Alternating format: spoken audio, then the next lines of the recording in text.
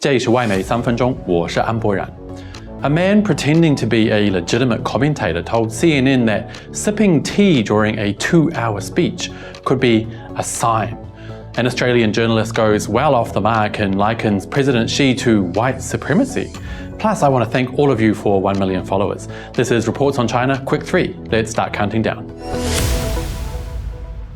Okay, you guys, this is actually quite hilarious. A so-called commentator appeared on CNN and tried to argue with a straight face that President Xi Jinping stopping during a nearly 2-hour-long speech to clear his throat and have a sip of tea is a sign of weakness.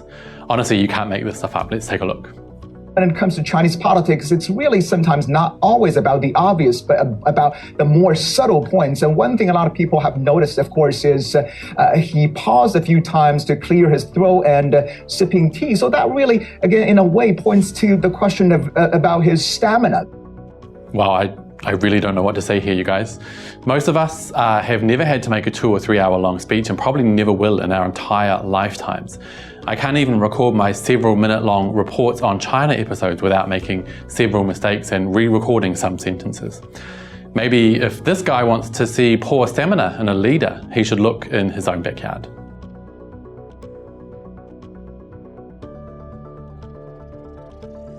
Stan Grant from ABC, who is listed as one of Australia's most awarded and respected journalists, has released a piece suggesting Xi Jinping's rule of China is somehow akin to white supremacy.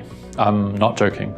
In his absolutely tone-deaf piece titled, "To understand China, you need to understand whiteness, yet it's missing from the conversation," Stan tries to argue that, well, to be completely honest, this piece is all over the place and I'm not exactly sure what he's trying to argue. First, he mentions China's century of humiliation, which began when the country was blasted open by British gunboats after China put a stop to England's illegal drug trade there. He says, "The Chinese Communist Party has a deep racial consciousness. It is there in the reminder to its people never to forget the 100 years of humiliation at the hands of foreign powers, of white powers." Things got confusing when he mentioned the Japanese, who also attacked China and tortured and murdered millions of Chinese.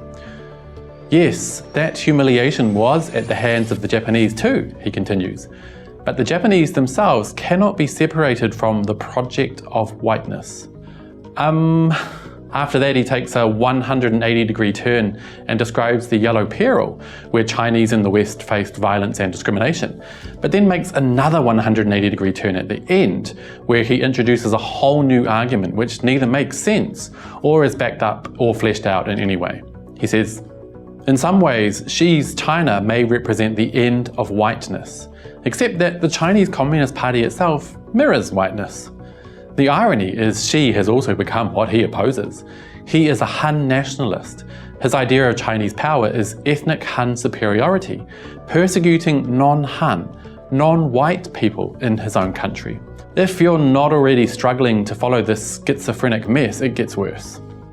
If whiteness is power, Xi Jinping is its champion, the continuation of white power in darker skin." I think it is certainly time Stan and the crew at the ABC got their tap water checked out.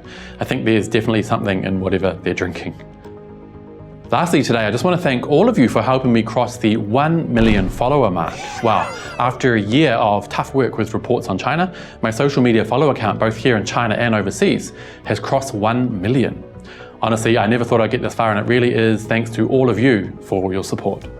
My next goal is to try and increase my international following, which is definitely going to be a bit of an uphill battle in an ecosystem of misinformation, but I'll certainly try my best to keep showing the world the China that I experience every day. On a side note, my No Crap Guide to the 20th National Congress video went viral here in China, with more than 2 million views on one video platform alone in just 24 hours. I think this goes to show that the world is hungry for concise, straight, non-dramatized content about important issues. So I'll keep producing this kind of content for as long as you're willing to watch. Thanks, you guys. Well, that's it for today. What did you think of Xi sipping tea? Is Stan from the ABC a few sandwiches short of a picnic? Let me know down below, and don't forget to hit like and subscribe if you're not already. See you all next time. Bye-bye.